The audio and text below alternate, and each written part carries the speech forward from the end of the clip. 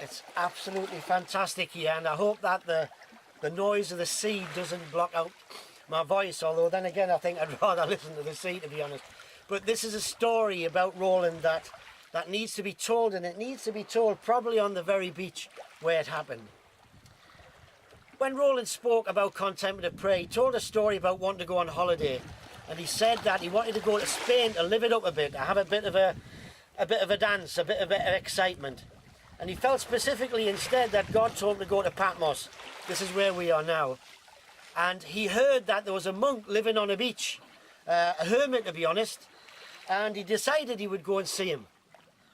And he was walking along this long beach. I'll show you some pictures afterwards, and there was a woman coming the other way, and she said, "Are you coming to see the hermit?" And he said, "Yeah." She said, "Don't bother. He's a nutcase. Don't bother going to see him. I've sat there for half an hour. I've come all the way from the UK. You know, I really felt he had something important to say to us," and he said nothing. He absolutely said absolutely nothing. And so Roland said, "What am I going to do?" So he said he went, and he sat on a stone waiting for the hermit to come and say something. He never said a word. Half an hour passed and Roland got up ready to go. He thought, "That's it, I'm going to go." And as he got up, the monk came and embraced him. And he said to him, "Those who lean on Jesus' breast hear the heartbeat of God." And Roland said that word completely transformed my life.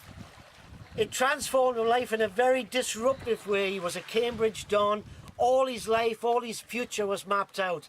But he said from that point, he'd heard God's voice and he knew that he had to take a new path.